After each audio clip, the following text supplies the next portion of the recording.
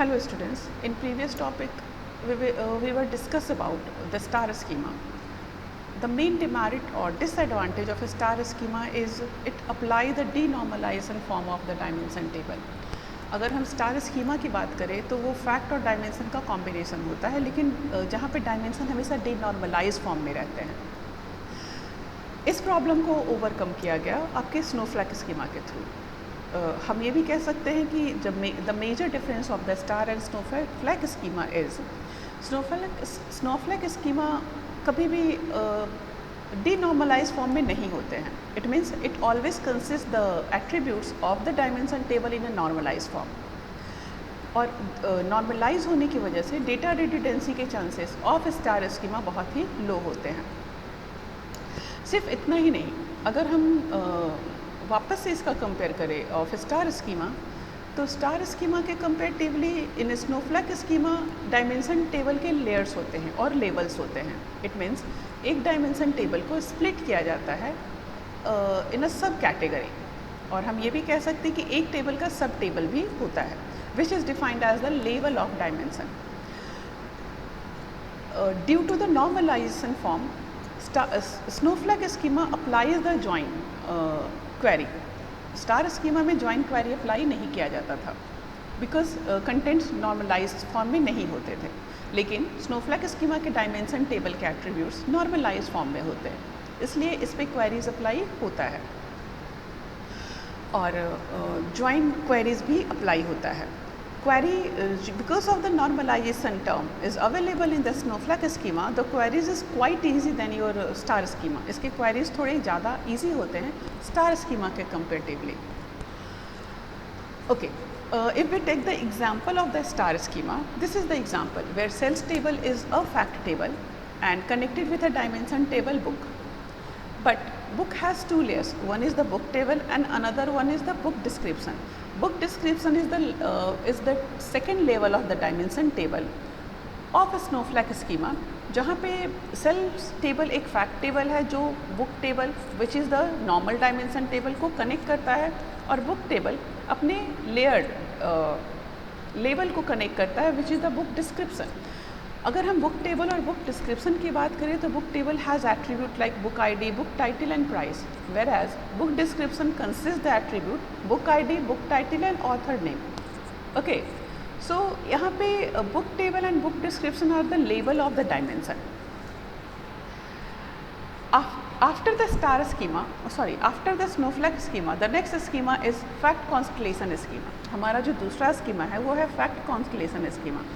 Fact constellation schema को Galaxy schema भी कहा जाता है, क्योंकि फैक्ट कॉन्स्टलेशन स्कीमा एक ऐसा स्कीमा होता है जहाँ पे different number of fact table, और we can say more than one fact table can connect with a single as well as multiple dimension tables. Fact constellation schema का नाम fact constellation होने का सबसे बड़ा रीज़न भी यही है कि इसमें different number of fact table use होते हैं।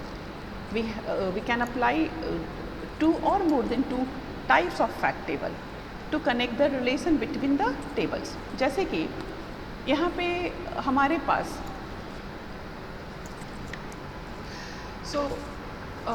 यहाँ पे हम देख सकते हैं we have different number of fact table. एक fact table हमारा order item है और दूसरा fact table हमारा order है, that is the order detail. Okay, and we have a dimension table that is book detail, which consists the book ID, the order ID in a form of the reference key, item ID in a form of the item order item reference key, unit price and many more.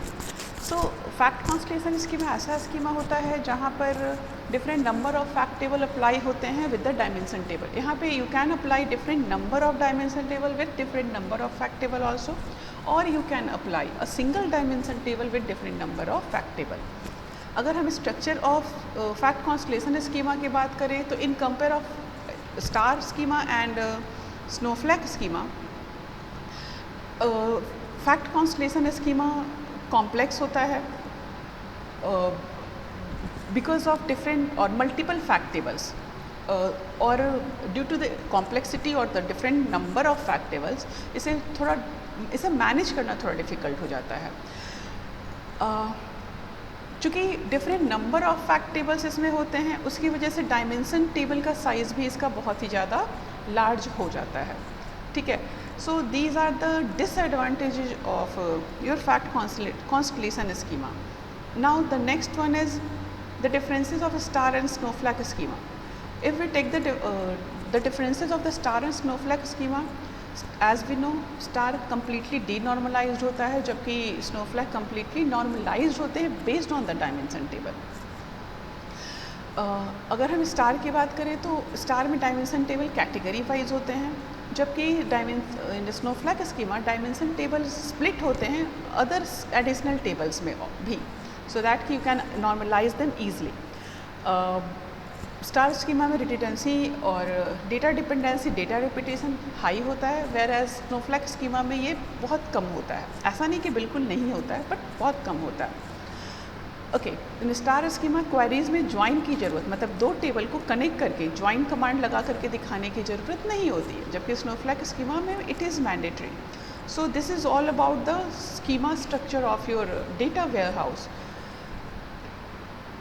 In next chapter, we will discuss about OLAP. Thank you.